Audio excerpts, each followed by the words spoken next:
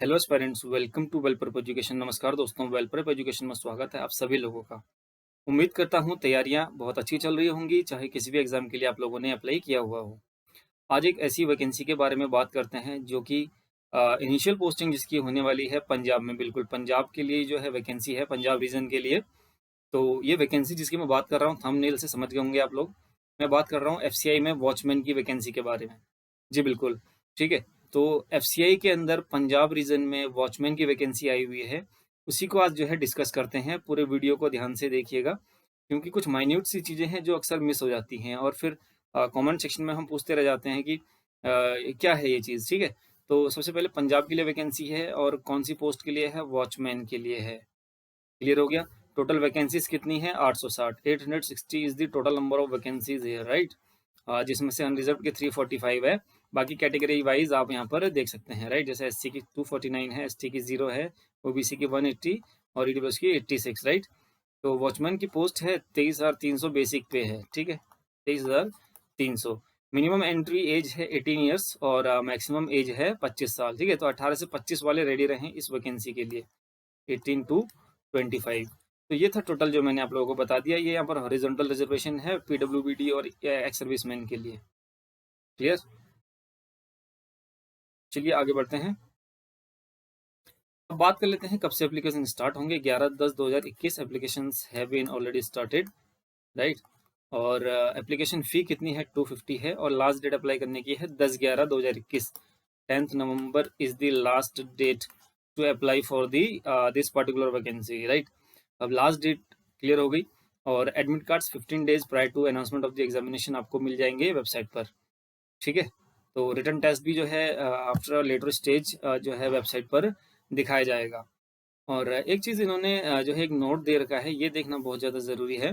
क्या नोट है? नोट ये है कि जो ये वैकेंसीज़ हैं, ये एक एक्चुअली एक जो कमिटी इन्होंने बनाई है, एक मर्सिस सीजीजी कमिटी है, ठीक है। इसका जो है एक आउटकम आना बाकी है कि ये वैकेंसी जो वॉचमैन की वैकेंसीज़ हैं, ये कैटेगरी 4 में आता है वॉचमैन, ठीक है।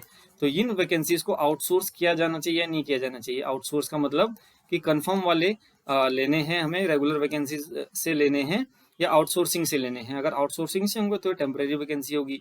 मोस्ट प्रोबेबली चांसेस आर कि ये परमानेंट वैकेंसी ही होने वाली है, क्योंकि ऐसा बहुत ही रेयर होगा। एफसीआई अपने एम्प्लॉयज़ का बहुत ध्यान रखता है, तो ऐसा चांसेस बहुत ही कम है कि ये वैकेंसी आउटसोर्स की जाए। क्लियर। और एक चीज़ कह दिए कि भैया एफसीआई के पास राइट रिजर्व होता है कैंसिल करने के लिए एडवर्टीजमेंट को किसी भी स्टेज पर। क्लियर हो गया। तो ये सारी चीज़ें हैं, ठीक है। तो वो जो आपने बेसिक पे देखा यहाँ पर, इसके साथ जो है आपका other benefits like CPF, gratuity, LTC, leave encashment, medical reimbursement, ये सारी चीज़ें भी यहाँ पर मिलने वाली हैं। तो बहुत ही एक अच्छी खासी जो है ये वैकेंसी यहाँ पर हो जाती है। एक अच्छी खासी सैलरी वाली एक वॉचमैन कैटेगरी के अंदर एक बात करें तो अच्छी खासी वैकेंसी हो जाती है, ठीक है। चलिए अब बात कर लेते हैं एजुकेशन क्वालिफिकेशन क्या चाहिए यहाँ पर वॉचमैन के लिए। 8th क्लास चाहिए। 8th class minimum. 8th class minimum qualification is this, right. Maximum इससे ऊपर हो सकता है लेकिन मिनिमम इतना होना चाहिए। और जो एक्स कॉन्ट्रेक्चुअल सिक्योरिटी गार्ड्स हैं उनके लिए 5th स्टैंडर्ड पास्ड, ठीक है। तो ये क्लियर हो गया होगा। चलिए आगे बढ़ते हैं।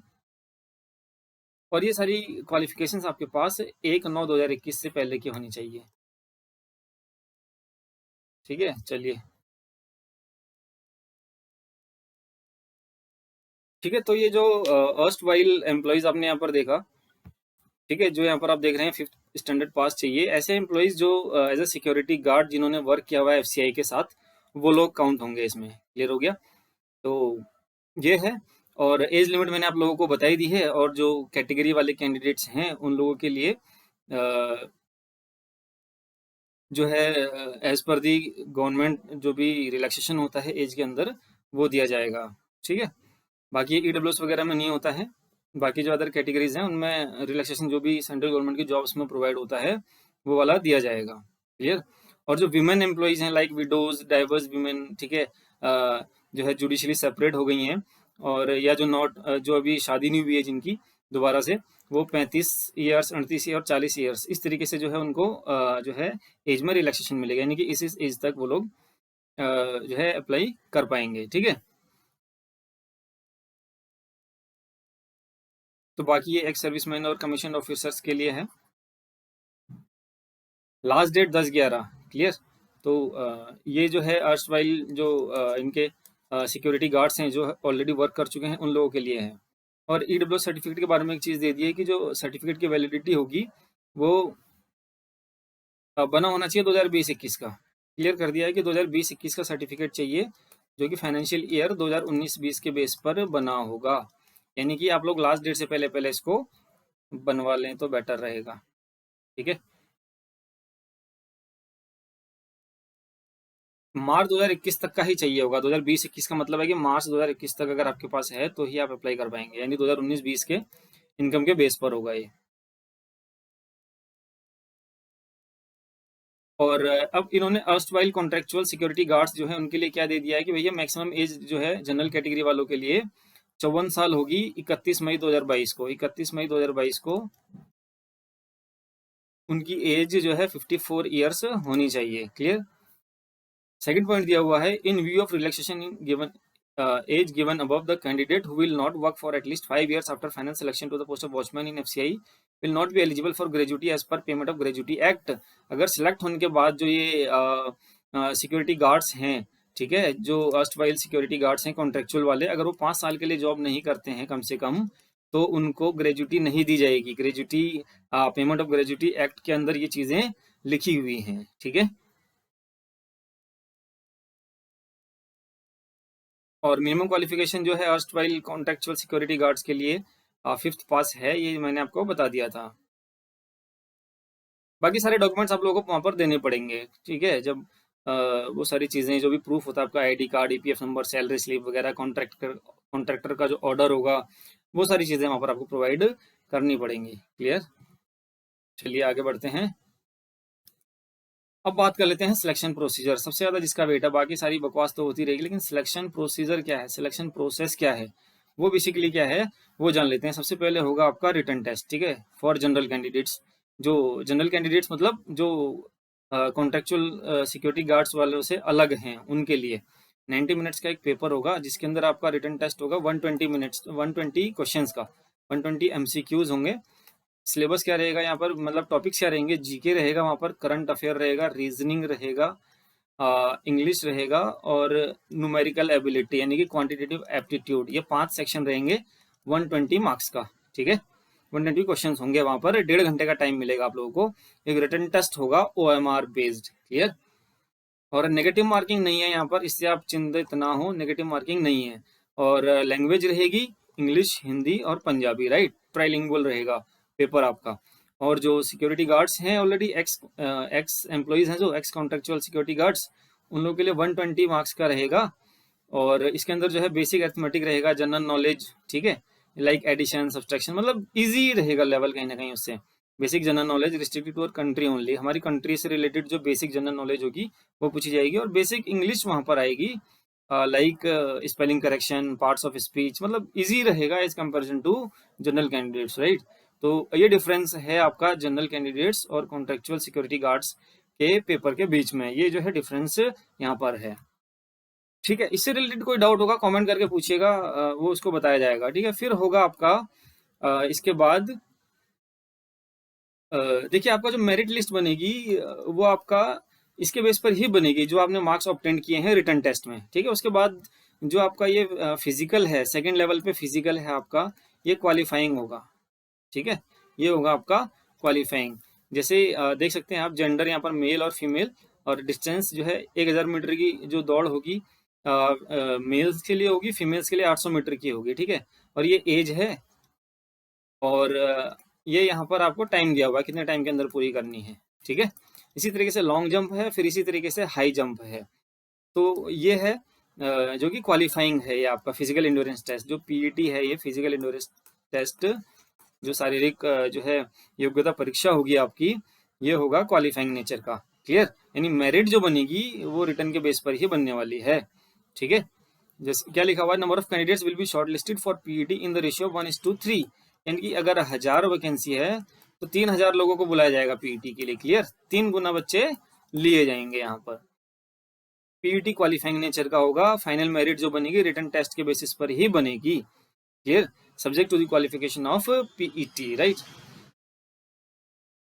तो ये सारी चीजें हैं। जब पीईटी होगा तो आपको किसी रजिस्टर्ड सर्जन से एक सर्टिफिकेट लेकर आना होगा कि हाँ परफेक्ट हैं for the PET test. Clear? जो फिजिकली हैंडीकैप लोग हैं उन लोगों के लिए, फिजिकली जो डिजेबल्ड हैं उन लोगों के लिए जो है ये पीईटी फिजिकल एंड्योरेंस टेस्ट नहीं होगा वहां पर। क्लियर?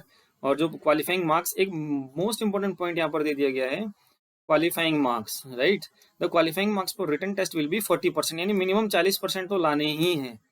जो 40% नहीं लाएंगे वो डिस्क्वालीफाई हो जाएंगे। क्लियर?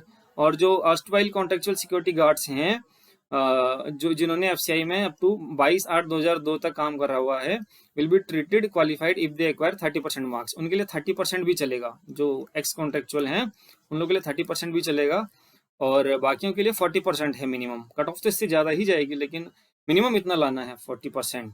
क्लियर?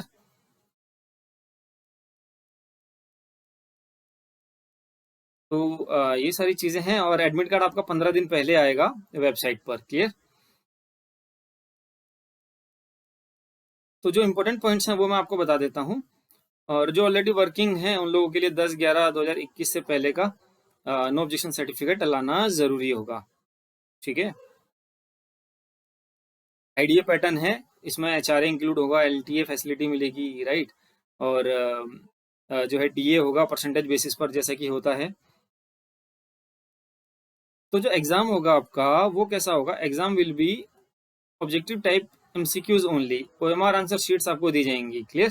तो ओएमआर पे ये पेपर होने वाला है, ऑनलाइन नहीं होगा। क्लियर? ऑनलाइन नहीं होगा। अगर कोई डिस्क्रिपेंसी पाई जाती है क्वेश्चन पेपर में तो इस ईमेल आईडी पे आप लोग ईमेल कर सकते हैं। क्लियर? चलिए,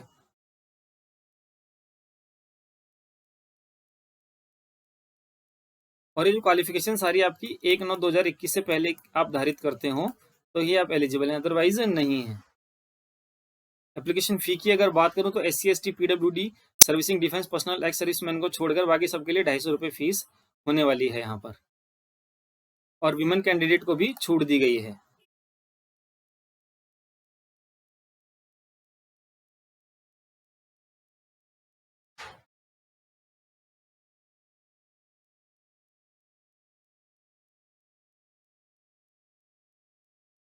तो क्लियर है? तो ये सारी कैटेगरीज जो मैंने बताई, SC ST PWD servicing defence personnel, ये लोग जाहिर सी बात है अगर जो लोग काम कर रहे हैं ऑलरेडी ग्रुप सी और ग्रुप डी की पोस्ट में सेंट्रल गवर्नमेंट में, तो इन लोगों को फ्री रिलैक्सेशन नहीं मिलेगा, इन लोगों को खाली एज रिलैक्सेशन मिलेगा। ठीक है?